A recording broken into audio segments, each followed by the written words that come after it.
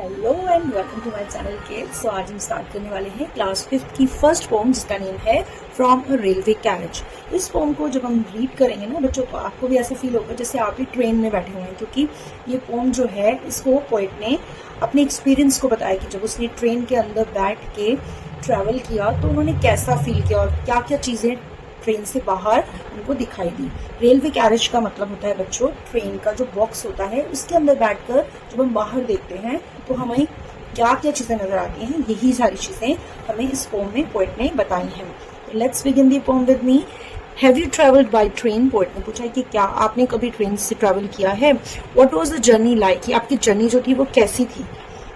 ये चीज़ तो मैं भी आपसे पूछना चाहूंगी बच्चों कि अगर आपने कभी ट्रेन में ट्रैवल किया है तो आप मुझे अपना एक्सपीरियंस ज़रूर शेयर कीजिए।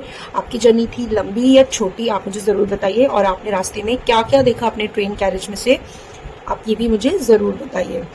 Read this pome about the experience of a magical train journey. कि आप इस पोम को पढ़ो और एक्सपीरियंस देखो जो पोएट ने लिया इस मैजिकल ट्रेन जर्नी का।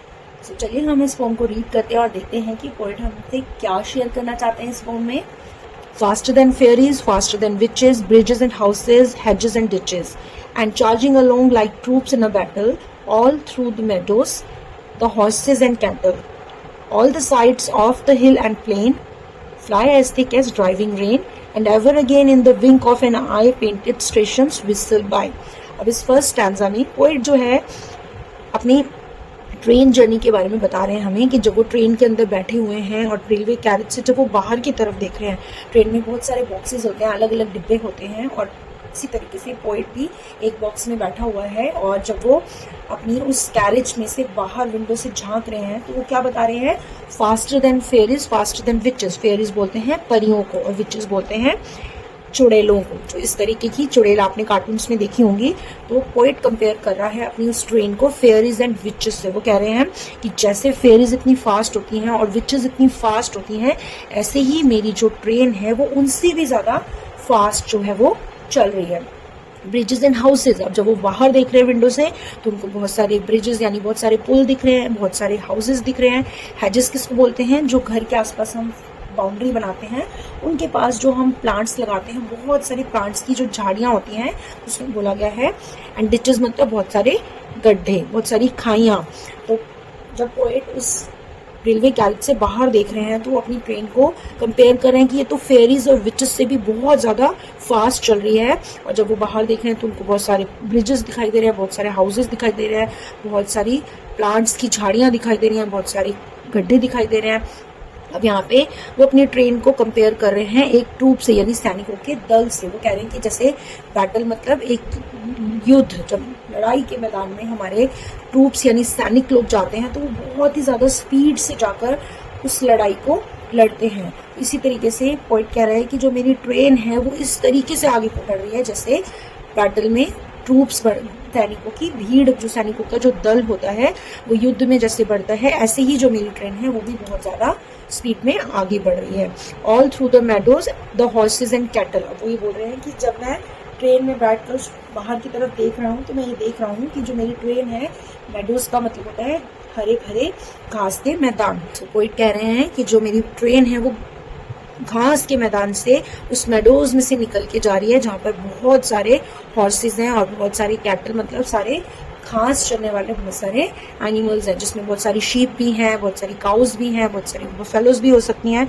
तो बहुत सारे कैटल्स जो हैं वहाँ पर, बहुत सारे हॉर्सेस जो हैं उस घास के मैदान में हैं जहाँ से मेरी ट्रेन निकल के जा रही है।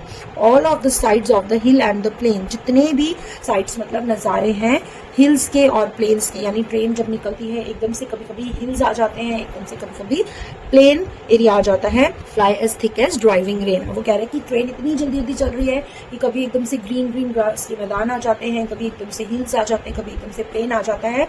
और ये सब चीज़ें इतनी जल्दी जल्दी हो रही हैं जैसे बारिश की बूंदें आती हैं। जब बहुत तेज बारिश आती है, कब वो आती है और कब खत्म हो जाती है पता भी नहीं चलता।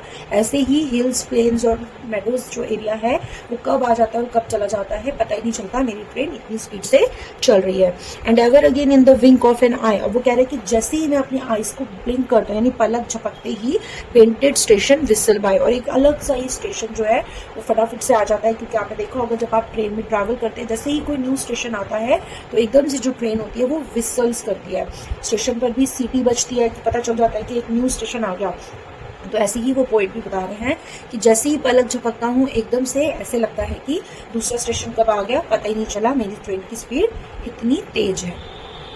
Stanza, here is a child who clambers and scrambles all by himself and gathering brambles. Here is a tramp who stands and gazes, and there is the green for stringing the daisies. Here is a cart run away in the road, lumping along with man and load. And here is a mill and there is a river, each a glimpse and gone for ever. अब यहाँ पर जो point है वो हमें बता रहा है कि जब मैं उस रेलवे कैरेज से बाहर देख रहा हूँ तो यहाँ पर एक छोटा सा बॉय है। क्लैम्बर्स का मतलब होता है बहुत ही ज़्यादा मुश्किलों से ऊपर चढ़ना, बहुत ही ज़्यादा संघर्ष करके चढ़ना, और स्क्रैम्बल का मतलब बहुत कोशिश करना, हाथों का जोर लगाना पूरा। तो यहाँ पर पॉइंट बता रहा है कि एक छोटा सा बॉय है जो बहुत चढ़ रहा है, कोशिश करके संघर्ष करके ऊपर चढ़ रहा है अपने हाथों का जोर लगाकर, ऑल बाय हिमसेल्फ यानी वो सब कुछ अपने आप ही कर रहा है, किसी की हेल्प नहीं ले रहा है। एंड गैदरिंग ब्रैम्बल्स, ब्रैम्बल्स का मतलब वैसे होता है कंटीली झाड़ियां, कांटेदार झाड़ियां, बट यहाँ पर ब्रैम्बल्स का यूज पोएट ने ब्लूबेरी फ्रूट के लिए किया है। ये एक फ्रूट होता है छोटे से जामुन की तरह, और इसको यहाँ पर ब्रैम्बल्स के लिए उसने यूज किया। आपको पिक्चर में भी दिखाई दे रहा है कि बॉय जो है बहुत कोशिश करके अपने आप से ऊपर चढ़ा हुआ है वॉल पे, और वो क्या कर रहा है, ब्लूबेरीज को गैदरिंग मतलब इकट्ठा कर रहा है। Here is the tramp who stands and gazes. Tramp मतलब होता है एक ऐसा पर्सन जिसको कोई घर नहीं होता, जो इधर उधर घूमता रहता है, कहीं भी सो जाता है, कहीं भी बैठता है, कहीं भी खाता पीता है। तो यहाँ पर बताया गया है कि यहाँ पर एक ट्रैम्प भी है, एक ऐसा पर्सन भी है जिसको कोई घर नहीं है, वो वहां खड़ा हुआ है और वो क्या करता है, इस चीज को देखता है। क्योंकि वो बॉय जो है वो अपने आप से ब्लूबेरीज तोड़ रहा है, तो वो बॉय, दूसरा बॉय जो है जिसका कोई हाउस नहीं है, वो वहां पे खड़ा होता है और उस चीज को गेजेस मतलब एकदम से घूर के देखना। And there is the green for stringing the daisies. अब यहाँ पर पॉइंट ये कह रहा है कि वहां पर कुछ हो सकता है कि वहां पर कुछ लोग भी होंगे जो ग्रीन्स मतलब जो प्लांट हैं, ग्रीन ग्रीन प्लांट्स हैं, उनका यूज करके स्ट्रिंगिंग मतलब डोरी बनाना, ये जैसे माला बनाते हैं, तो वो डेजीज का यूज करके, ग्रीन्स को यूज करके डेजिस के साथ वो एक स्ट्रिंग बना रहे हैं, यानी एक डोरी बना रहे हैं। Here is the cart run away in the road. अब पॉइंट बता रहा है कि जब मैं रेलवे कैरेज से बाहर देख रहा हूँ तो यहाँ पर एक कार्ट भी है जो रोड की से थोड़ा सा दूर है और वो वहां से जा रही है। Lumping along with man and load. Lumping मतलब उसके ऊपर बहुत सारा सामान लादा हुआ है उस मैन ने, और वो क्या कर रहा है, उस कार्ट को लाद के लेके जा रहा है। And here is the mill. अब यहाँ पर एक मिल भी है, यानी बहुत बड़ी सी एक फैक्ट्री भी है। And there is the river, और वहां पर एक बहुत बड़ी सी रिवर भी है। आपने क्या कभी ऑब्जर्व किया है, ट्रेन से बाहर दिखा है आपने कभी कि हम जब ट्रेन में जाते हैं तो हमें कितनी सारी चीजें ऑन द वे दिखाई देती हैं। तो ऐसे ही जो पॉइंट है वो भी बता रहे हैं कि उन्होंने एक बॉय को भी देखा जो ब्लूबेरीज कलेक्ट कर रहा है, उन्होंने एक ऐसे बॉय को भी देखा जो ये सब कुछ होते हुए देख रहा है, उन्होंने डेजीज की स्ट्रिंग बनाते हुए भी देखा है, और उन्होंने ये देखा कि रोड पर कार्ट चल रही है जिसपे एक आदमी बहुत सारा सामान लाद के उसको लोड करके लेके जा रहा है। और पॉइंट बता रहा है कि वहां पर एक मिल भी है और वहां पर एक रिवर भी है।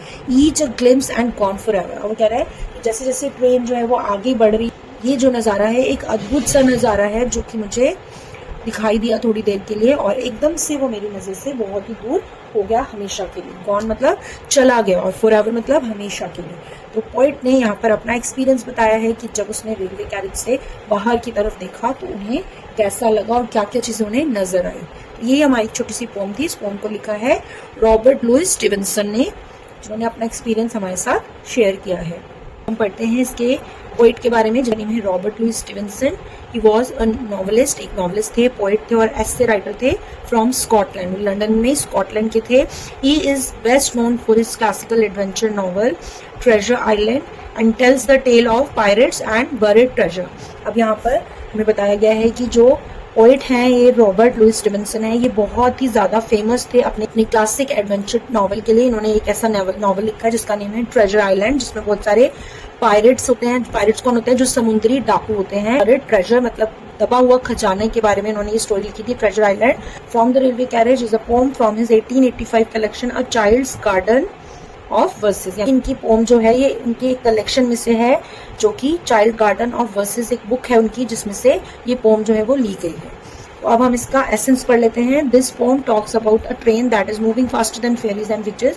फर्स्ट स्टैंजा में हमने पढ़ा है कि ये पोम हमें बताती है कि जो ट्रेन है वो इतनी फास्ट मूव हो रही है जितनी फेरीज एंड विचेस भी फास्टली मूव नहीं होती हैं।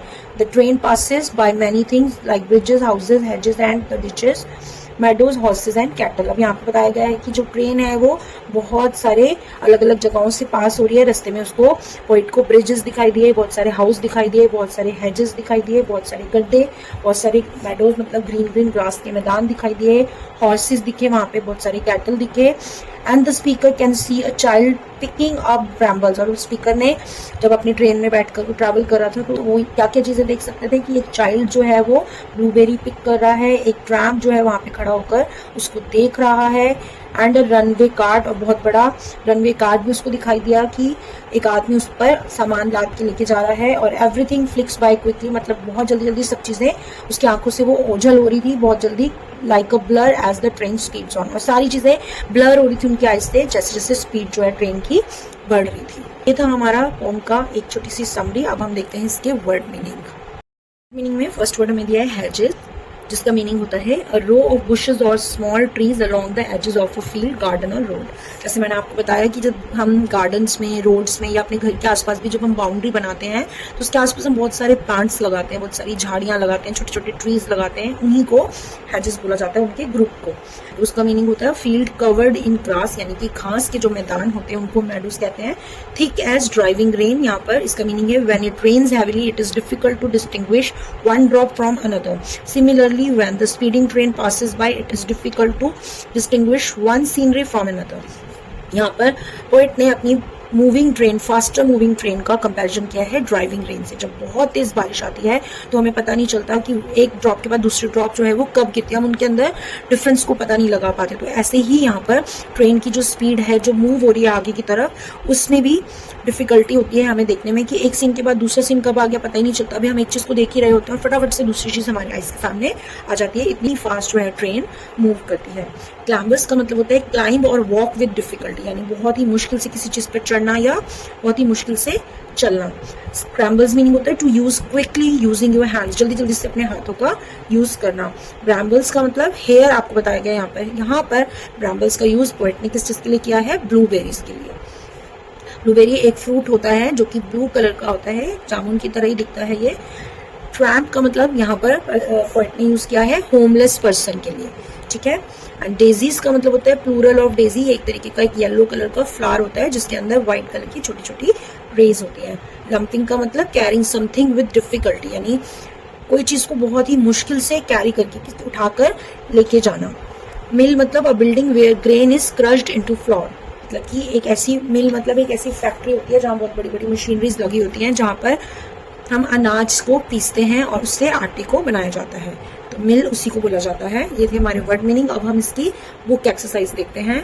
रीडिंग कॉम्प्रिहेंशन में एक क्वेश्चन हमें दिया है टिक द करेक्ट आंसर, जिसमें फर्स्ट क्वेश्चन है which of the following words best describes the pace of the train in the poem. यहाँ पर पोम में ट्रेन के बारे में बताया गया है, तो कैसा बताया गया ट्रेन को, आपको इसका आंसर हमें बताना है। तो ए है सिक्योर, यानी बिल्कुल सेफ जर्नी है ट्रेन की। एक लार्ज यानी बहुत बड़ी जर्नी है, और सी यानी रैपिड यानी बहुत तेज जर्नी है। तो ट्रेन की जर्नी कैसी है, रैपिड। आपने जब इस पोम में पढ़ा है तो पोएट जो है वो यही बता रहे हैं कि ट्रेन की जो स्पीड है वो बहुत ही ज्यादा तेज है। Question 2 is what is moving faster than fairies and witches in the poem. Fairies and witches से भी ज्यादा फास्ट क्या चल रहा है यहाँ पर, बर्ड्स, हॉर्सेज एंड कैटल और trains.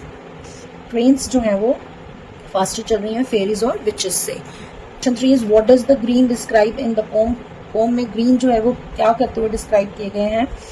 A option is feeding cattle, वो कैटल को फीड कर रहे हैं। स्ट्रिंगिंग डेजीज, स्ट्रिंग डेजीज को बुन रहे हैं यानी उनकी एक माला बना रहे हैं।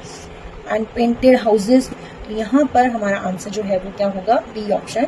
जो ग्रीन है उनको डिस्क्राइब किया गया है, दे आर स्ट्रिंगिंग डेजीज, उनको यूज किया गया है डेजीज को स्ट्रिंग करने के लिए। क्वेश्चन बी हमें दिया आंसर द फॉलोइंग क्वेश्चंस, कुछ क्वेश्चंस के आंसर में देने हैं। 1 is what does the poet compare the movement of the sights in the poem to.